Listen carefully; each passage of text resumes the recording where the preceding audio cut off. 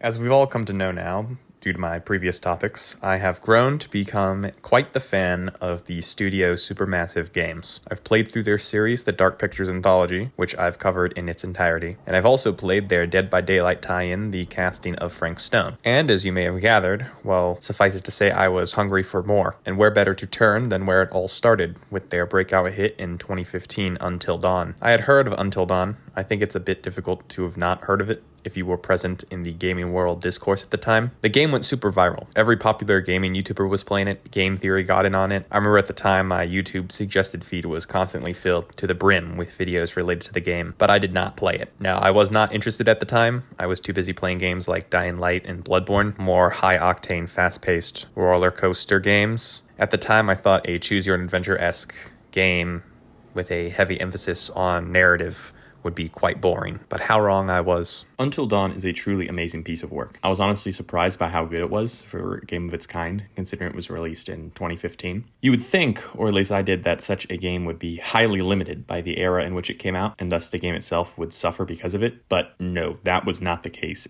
at all. Until Dawn was way ahead of its time. They released a remake of the game with heightened graphics in 2024, which is the version I played. Even still though, while the graphics in the remake are phenomenal, the originals were just as good at the time. In fact, I remember them being a whole lot better when I think back to when it was first released, with very realistic and engaging and immersive animation. A quick rundown of the gameplay, which isn't all that different from the studio's other games. There are two things you'll be doing. You'll either be walking around and picking things up in what I call traversal/investigation segments, or you'll be watching cinematic cutscenes and making decisions that'll impact the story to varying degrees. To simulate action during the action parts, the game utilizes QTEs, or QuickTime events. Basically, the game prompts you to click a certain button before the timer runs out. If you do so, you succeed.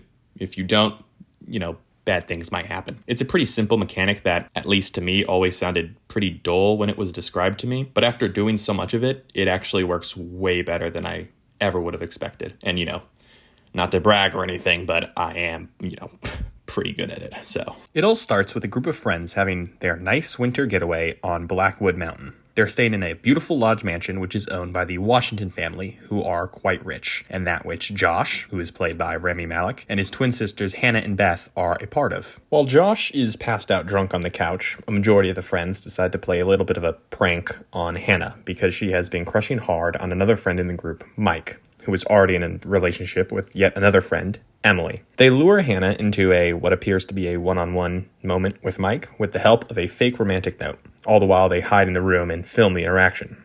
So, hilarious. Since they are incompetent at being quiet.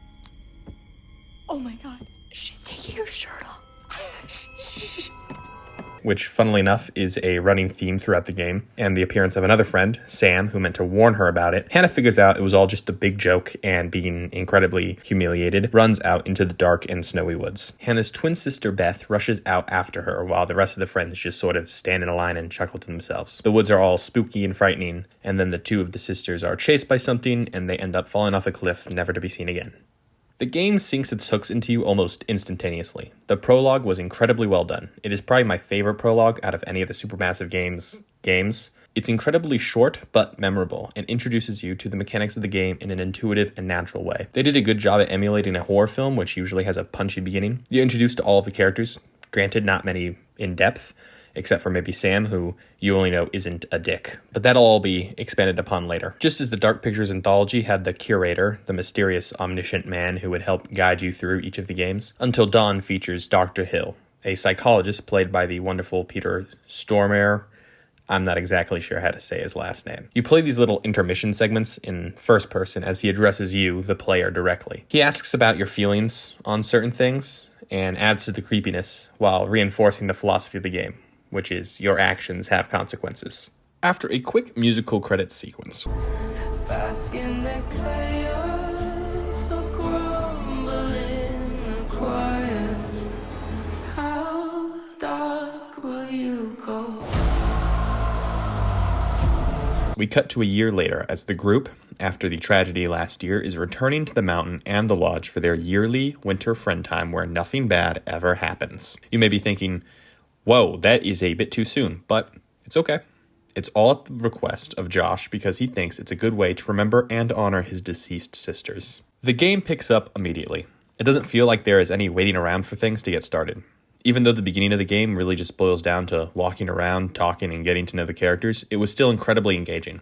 I think this is because, with such an interesting introduction, you want to know who these people are, why they did what they did, and how they feel about it after the fact. I also felt like the choices the player can make were more impactful than in other games by the developer. Maybe because they were framed less like dialogue options and more like actual choices. This heightened the feeling that you, the player, were actually contributing significantly to how the story would unfold. The first character we are introduced to is the only confirmed not a dick friend, Samantha, or Sam, who was the now deceased Hannah's best friend. She's an all-around nice and courageous person, your classic final girl. From there, we meet Chris, who was also not involved with the prank because he was passed out drunk like Josh, who is his best friend. They exchange pleasantries and exposition before riding a gondola up the mountain, which is the only fast way to get up and down, which will totally not come into play later. At the top, they meet Jess, who is the stereotypical pretty blonde girl in a horror film, who's more outgoing and driven. She is also Mike's current girlfriend. So yes, Mike, the guy whose relationship started this whole thing, dumped his girlfriend Emily and got together with another friend in the friend group. This entire story is basically a cautionary tale about what will happen if your friend group is incestuous. Everyone will die. We cut to Matt and Emily, who are also now dating. Matt is just a nice and dependable sweetie pie, while Emily is a blunt, intelligent, and perpetually irritated person, which is great representation for me. Mike jumps out to scare them, and it's hilarious. What do you think? Jesus! And awkward. The spirit of things? Seriously, what's wrong with you? Just trying to lighten the mood, Em. Don't be like that. Like what? The way you're being, you always get like this. I'm just gonna lay it out, otherwise this whole weekend's gonna suck ass for everyone. This is super awkward, and we all know it. Let's just acknowledge it now and move on, okay? Matt. I hear you, man. I get it. I don't want to make this weird. Cool. So we're good? All good? You guys gonna make out now? Mike goes to meet Jess at the gondola, and Emily makes up an excuse to chase after him, leaving Matt to carry all of their bags up to the lodge alone. We cut yet again to Ashley, who's quiet and sensitive, and also the girl that Chris has a crush on. Luckily for him, she likes him too. She's using those, stationary binocular things, you know the kind, and spots Emily and Mike talking, and as she puts it, Whoa, hello. Somebody's getting a little friendly. Not in the friend zone kind of way. Matt shows up and, against Ashley's judgment, looks through the binoculars and sees it too, and, he gets a little jealous and mad. Son of a bitch. Seriously, Emily? What the hell, man? Hey, listen, it's probably nothing. Nothing, you think? Well, yeah. Is it ever just nothing with him? Ever? I don't know. Damn it. Matt. Mike makes it back down to the gondola to meet Jess, and they have a silly little romantic snowball fight. How cute. The really fun thing about this game is how all the characters bounce off of each other. Like in the Dark Pictures game The Devil and Me, they all have realistic, complicated, and strained relationships with each other. And this really helps to keep the stakes high and drama present, even while bad things aren't necessarily happening. The writing is also particularly good this time around. At the start, I thought a lot of the lines were a bit cringeworthy. Wow, nice shooting tits. All right, I'm bad. I'm a badass. Hands where I can see them. We've got you surrounded. But who am I to retaliate? What choice do I, a supple young rebel girl, have but to surrender to the strapping military guard come to take me into custody? Oh my god, totally. We're so gonna make out. But then I had to remember this is, supposed to be a group of 20-something millennials in 2015, so how they talk kind of made sense and was pretty accurate. As night falls, everyone gets to the lodge to meet Josh. After some trouble involving a frozen lock and a makeshift flamethrower, they get in and immediately have a fight. Make yourself at home, bro. Will do. Yeah, come on in. Take a load off. Have whatever you want. You just take whatever you want anyway, right? Whoa. Easy there, cowboy. Mike, stay away from our girlfriend. Dude, what are you talking about? Stay away from Emily. Emily? Why would I want anything to do with Emily? Right. Is what's going on with you, man? Forget it. I lost my head. It's been a long day. Yeah. Well, try not to lose it again.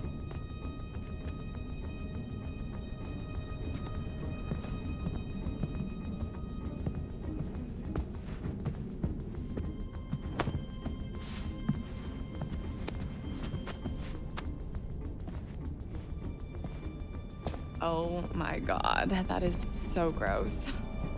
Are you trying to swallow his face whole? I mean, seriously, can she be any more obvious?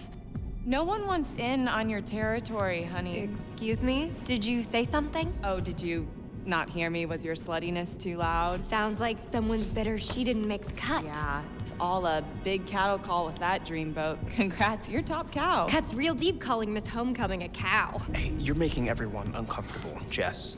Jealous much? Emily too frigid for you too. Hey, that's uncalled. Look, Whatever.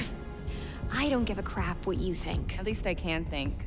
4.0, bitch. On a roll. Suck on that when you're trying to sleep your way into a job. Who needs grades when you've got all the natural advantages you can handle? Oh, please. You couldn't buy a moldy loaf of bread with your skanky ass. Are you serious?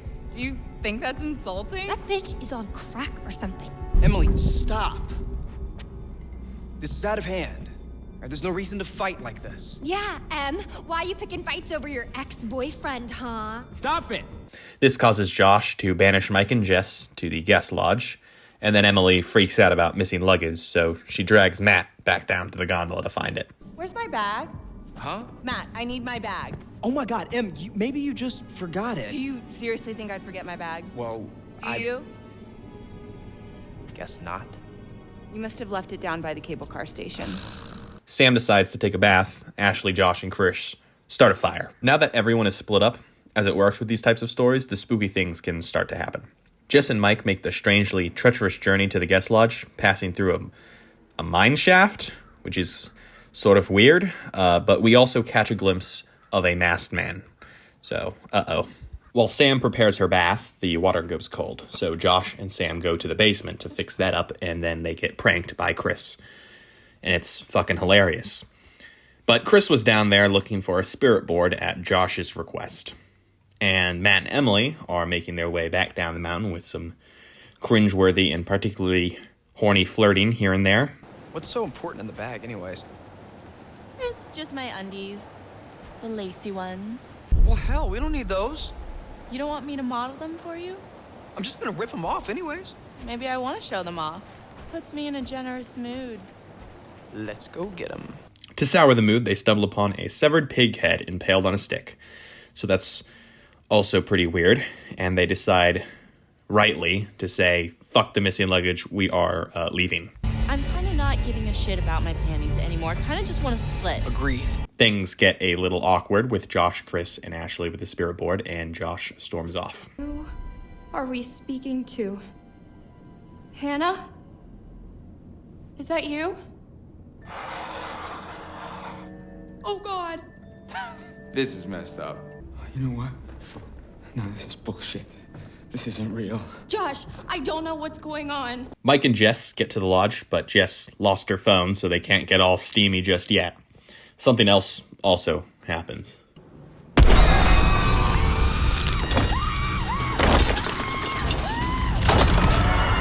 Yeah, so that was pretty sudden. Mike, being the manly action hero he is, grabs a gun and chases after the thing that took his girlfriend. It's a very thrilling and fun sequence filled with QTEs and choices about what path to take in order to get to Jess as quickly as possible. Sadly, Jess falls into the darkness.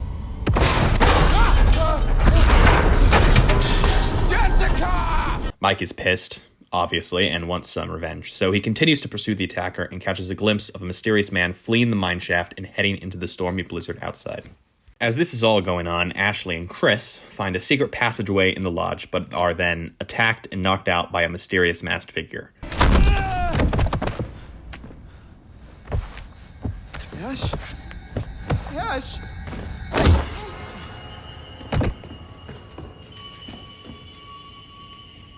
When the bad shit starts to happen at this point, you realize you've actually grown quite fond of all the characters. Of course, excluding Sam, Chris, and Josh, you kind of come into the story thinking everyone is a fucking asshole to varying degrees. But the game has introduced you to all these little things going on so quickly. Everybody's quirks. You kind of get to know them and start seeing them less as dicks and more as complex characters. I think that perfectly exemplifies how good the writing and the actors' portrayals of these characters really are. The negative perception you have, or at least that I did, about these people melts away pretty smoothly, and you come to see them just as people who made a mistake. Granted, that mistake led to some pretty nasty consequences, but I digress. Anyway, Chris wakes up and finds Ashley and Josh in a saw trap, put there by the Psycho, a masked man who seems hell-bent on torturing the Washington family and anyone who's even remotely connected to them. Chris has to choose to save either Ashley or Josh, while the other gets buzzsawed. My Chris chose Ashley, and Josh gets cut in half. Rightly horrified, Chris and Ashley run off and run into Matt and Emily and tell them what's going on. Like any normal group of horror protagonists, they decide to split up. Ashley and Chris will get everyone else together, starting with Sam, who's all alone in the lodge, and Matt and Emily will go back down the mountain to try and find some help. Mike, following the masked man, finds himself in an abandoned sanitarium. He makes friends with a wolf dog and gets some supplies. Matt and Emily make their way down to the gondola, but of course, someone has sabotaged it and has taken the key used to operate it. They decide to instead try and radio for help at an old watchtower. Finally, we cut back to Sam, who, while all this shit is going down, is just having a nice time in the bath. She hears something and the Psycho has stolen her clothes, so what a guy. And she has to go investigate in only her towel. He doesn't stay hidden though, and after a informative video... Josh! How does it make you feel? A chase begins. There's another thrilling chase sequence, much like the one with Mike, as you have to make plenty of choices about either running or impeding the Psycho as you do it. Luckily, Sam gets away. Matt and Emily make it to the watchtower and send out a distress call, but something follows them there, and after learning it can't get in, knocks the entire fucking tower over, which catches fire and plummets into a gorge. Matt and Emily wake up as the tower is stuck and crumbling into the gorge. Emily is hanging on for dear life, but I had my Matt start some drama instead of being supportive because, that's funny. Matt, you've got to do something right now. What are you waiting for? I'm thinking. Let me think. Don't think, you idiot. Just get me out of here. Is that why you still like Mike? Matt has no choice but to jump to safety as the watchtower and Emily, along with it, fall into the darkness. Chris and Ashley search for Sam and find themselves in the old foundations of the lodge.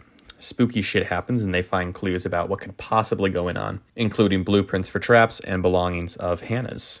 But soon they're attacked by the Psycho again, though Ashley does put up a valiant effort. Hell away from me!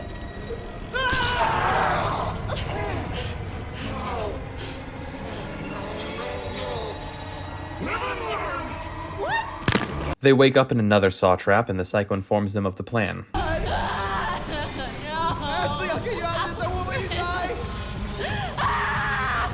Hello there, my special little subjects. Oh, shit. He's here. Oh, you should be, Ash.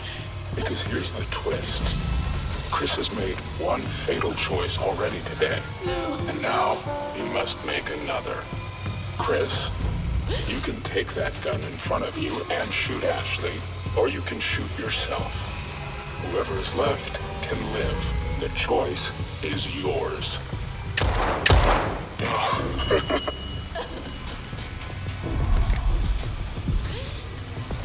Wait, stop. You can do it, Chris.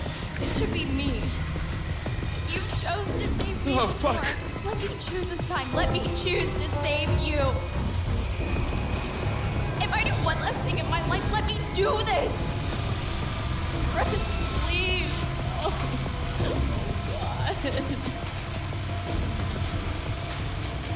No.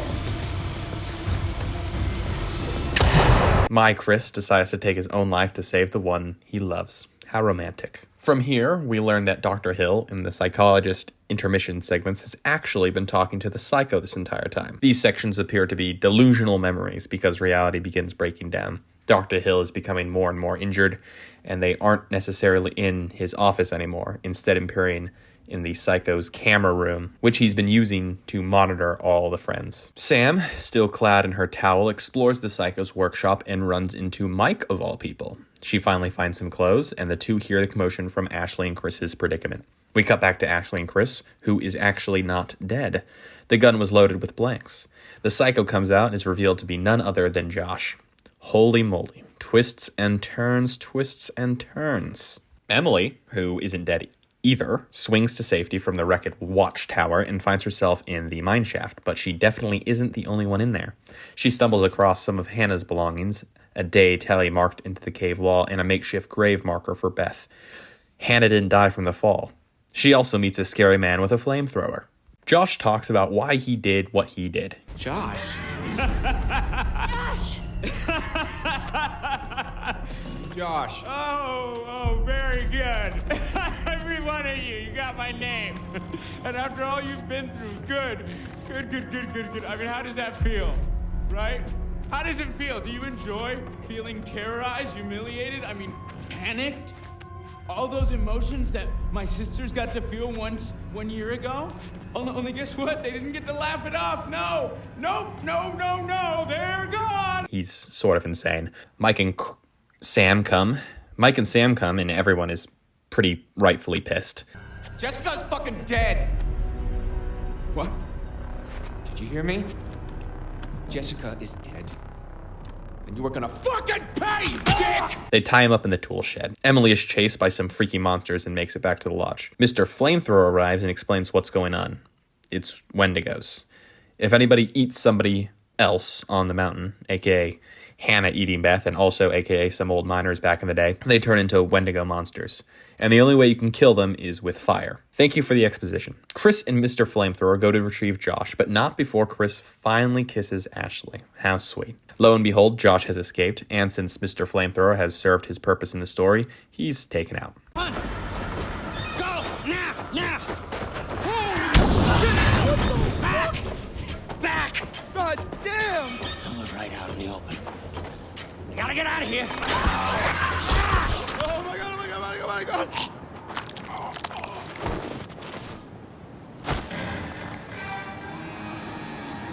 Oh shit. The friends try to think of another plan, and the name of the game is dropped. What are you looking for? Another way out. Mike, look, I really don't think that's a good idea. We should stay put right here until dawn. Mike thinks that there might be another way off the mountain, thinking Josh might have the key that's needed for the gondola. Mike goes alone to get the key back through the sanitarium, and it's a pretty action-packed sequence, fighting off Wendigos, which is what the sanitarium was trying to study and treat back in the day, with your old wolf dog buddy, and it ends very climactically.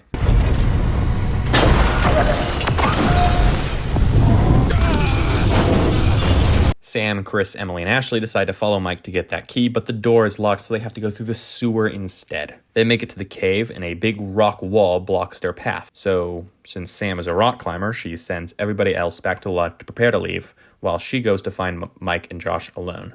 So, some real final girl shit. Sam finds Mike, and they fight off another Wendigo together, and then find Josh deep in a cave having a mental breakdown. They take the key from him, but then get separated. And as Josh and Mike are trying to get out of the cave, the Wendigo that was Hannah jumps Josh and takes him away, screaming, into the cave. You might be wondering what the fuck happened to Matt. Well, he's wandering through the caves and actually finds Jess, who's very injured, of course. The two of them avoid Wendigos together, and then we cut away from them again. I also got an achievement here that told me Matt and Jess survived the night, so that sort of clued me into the fact that I wasn't going to be seeing them anymore. Sam and Mike make it back to the lodge on their own, and after one final tense bout with the Wendigos, they blow up the entire lodge and survive until dawn, while Josh is still trapped in the cave like his sisters were before him. So yeah, pretty enjoyable game. I had a lot of fun with this one. It not only seemed more complex than the other of these types of games with incredibly intricate branching paths and so many options, which definitely adds to the replay value, but it also seemed longer or more like full than the other games by the developer. I'd say it's my favorite that they've put out to date, and I would highly recommend it to anybody trying to get into this genre of video game. That being said, I gave a pretty standard and bare bones summary of the story, but this is only one out of countless possibilities it could have gone. There are so many options and ways to customize the story to your liking, focusing on some characters more than others or playing them in a certain way, adding drama or subtracting it. This is one of the coolest aspects of a game like this, and one of the reasons why I keep coming back to them. That being said, Until Dawn 2 has been announced with a trailer and everything, so that's pretty exciting. There's really not all that much to say other than Until Dawn is a very well-crafted and heavily polished narrative game. It's lots of fun. On to the next one. But yeah, that's it. So, sorry for the rambling, the incessant rambling, that is. Yeah. I think this is going to be a longer video, so, but I don't know. I haven't really started editing it yet. Anyway, thanks. Anyway, enough with the technical mumbo-jumbo. Anyway, enough with the technical mumbo-jumbo. Mumble-jumble. Anyway, enough with the technical mumbo-jumble. Fucking hell.